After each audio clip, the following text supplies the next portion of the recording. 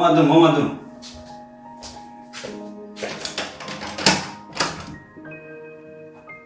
Oh, assalomu alaykum. Aka baqa chiqishmi? Penso, sağlık, Şudur aka. namazı zaman خوب. چیکار پای؟ Kadom şamolo paron, paron. من ازشتم بیو بالت بر. Bedro aka. ای Şlo foto ne bro aka bak. Güzel. باش. Sonra. درama. Penso, sağlık, خوب. Şikrona parvardigor aka busra. ای گابو. است. Şoma den aka, şoma den. Kadom şamolo paron. می‌بینیم همیشه دارم کم بدونم خبر. بهتره. کم یادی ما مکنه خوبه. چای aka یا آب. نمی‌بینم خرگا چای باشه چای سازه. چای شما سیاه. بشینم خیلی نبود نشو با چاش. نه من خودگی گفتم بیا می‌بینیم میبرم میرم چای تمام. حاضر که ما میگم شما بشین. خوب من معلم اینو خیلی میشینه معلم بریه. خوب هیچ گپ نیست. خیلی سوال.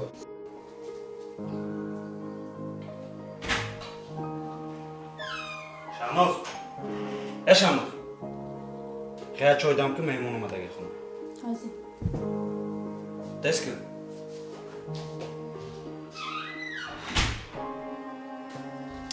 شما دارن که شما. هیچ گپ نیست. سلامتی دیگه خوب. کار بسیار. پروردگار ها زندگی چه خیلی هم است. تمام از زندگی چه خیلی زندگی را شگر. خیلی نه خونه داری. سوز آخی شگر افته سکته شگر. بیفرام توی بچم. اگه کار که وای و دوره جوانی دیگه باید خدمت بدونی سویا. جوانی را. خیلی گم. ای شما پرسیم ای شما. خدا. کار باش میشه سوز 500% کار نداد. یک چای بزن. ای یک چای بگی. گرم چی؟ یک اما صد. توچنا. 100%. شده شما رای خانه ما را دیدین. لکه من چای نمیخونم. چوا؟ بگم هم سرم چای کم تاکی دام کنه. شما بشینه که خواهد بس بود آخی؟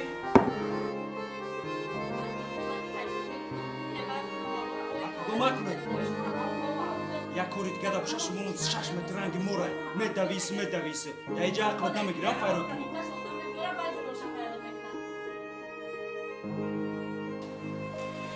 شیشتی اکا اوه چو کردیم هم کمدی؟ چون که بودم آخی؟ اگه گفتم با چه خیلی با چوی کو چخچک ما آو میخرم اگه داشتی با گرم اکی چوی هست؟ آه سوزای بهترین اکا کو چخچک کنه چیگه بخوارو؟ وقتی چخچتون چه اکا؟ خدا را شکر خدا بهتری میشه درست کنه رحمت میگم امیا گفتم امیا تیما را خطی چاچا کنم ماجیم کی خاکی دوش کسان اکا اگه تیما دیگه بود او تیما را دیگه نمیخوام خطی گپ زنم باید روز دیگه نسل باشه بچم و میشنیم با چاچا میگن چی اینجا اکا ها 100% یو مازی جان اگه چه بگم ما در زندگی شما کار ندارم نکیم تبارو ما کب دوداری چیگه پایی ندام نتوید بود آخی چیگه پایی یانگرد اکا هم مثلا کارین دختر زوای کلی بهترین اکا تیلا انسانه هم دینامی ای کار برو اومدم اکا بینسترینی اومدم خاک میدونین کام بینسترینی همه یک چیزی گفت که خاک ساختم نزدم یک شپلاق زدم که چرتی زد سر روسیم یک بهترین انسان اکا تیلا انسان اکا کلین خدا عمری پدرش درست کنه دختر زن من نورا و پیشی نمیزنم همی زن زدی و بدون که سلا بسیخته نشون میدی تا کار نیست تو میدونی زن میزنی و عطویت نمیدی اوس عطویت نیست چند خمی فوت زوری کدن میگیری تا کار این زندگی پستی و بلندی داره اکوز ما چی جوانی و من تا نصیحت کنم بنایی که ما کم اومد نصیحت کرد 100% اگه شما با زندگی دیدین ما قبول داریم هرچی که شما برای همی دادر جان نکرد بومیم که زندگی پس بلند داره پگه شما شو فرزندور میشه دختر اختیار که از دیگه هم خیلی کنه او یانگه ما خالم و تقایم دادیم در خودت که شتون بکی پگه فرزندور یا بختی سفید ایوز بیا ببینه همین حالش خطی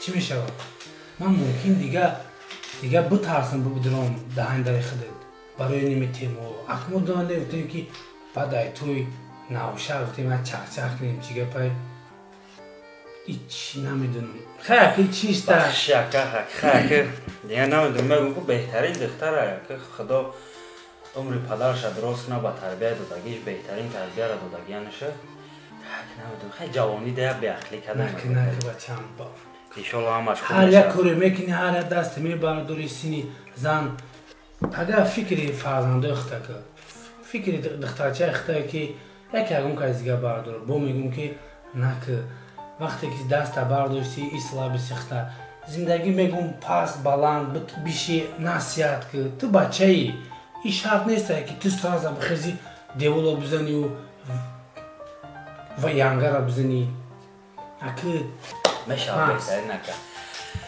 قبول اکه تیم اختان چی به تیم چه زندگی اکه شما در بودگی نبودی خیلی بودگی اکه میزگره ایشالله زدن اکه آمده زدن یک گروه شد اینجا را کشون که توپ بزن بره که چی داره کن بیشی یک بخند یک خنده کنید گو لبی خنده یک خنده تمام چیم آدم ای کار میبیه بفره میشه باید قولش خیلی بدوره بشنه چهار تا چخچه و یکمی زمانه نه اون میوی خانه ای کار تا بالا دیوان همی تلیفون تلیفون یه چخت خیلی ما گفتم مرد جان دادر بود نگه که همی اکم اومد با همی محمد دانو که در زندگی ما لیزید کرد زندگی تو برای ما دادری وجه نه دادر جان که زندگی تو شیرین بزگرد ماکس دادر هزار آمد کلان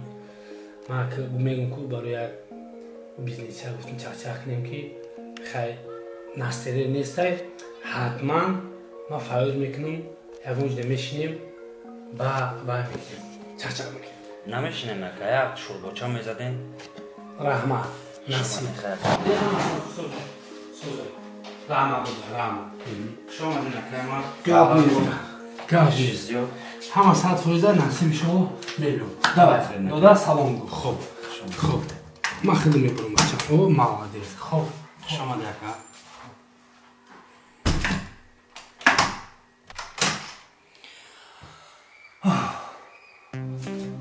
در خانه من یک بریدن نیسته تا هر روز جورات همه بیاری من اینجا شما در کنیزم و با امید چو کردن که در خانهشون راحت کنم زندگی کنم این خانه که خدمت خشتوان کنم خدمت قیسنگل کنم هیور کنم با اوی تورات بگی به جورای شما را او اوقات که تای طرف جورای شما را بشکم خودم تای توخر شدم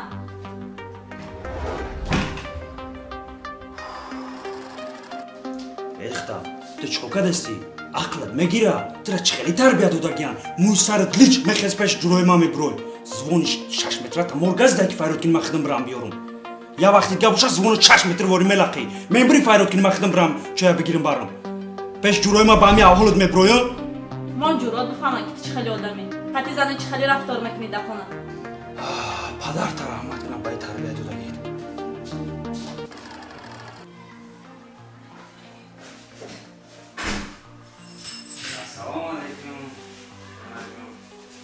آمده ساعت چنده؟ ساعت شما دو چنده؟ اینجا بگردن این خبر در شهر قلبی زن آوردن هممونه نگردن خدا میدونه در اینجا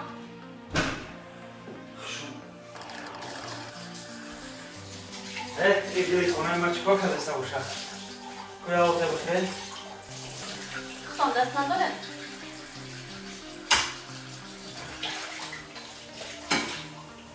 پدر تا رحمت کنه با تربیت دادگیش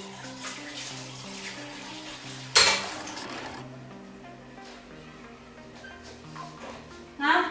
باید نکده سفر رو بخیر اینجا میره در این وقت ساعت خدا میدونه کار میره پیش یکان عروس میره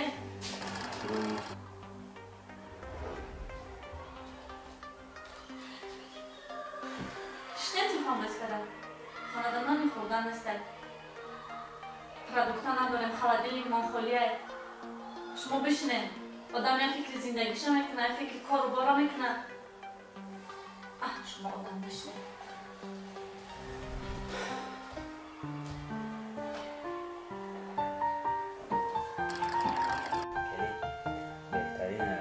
تلوین سونایه خواهی خدا سالم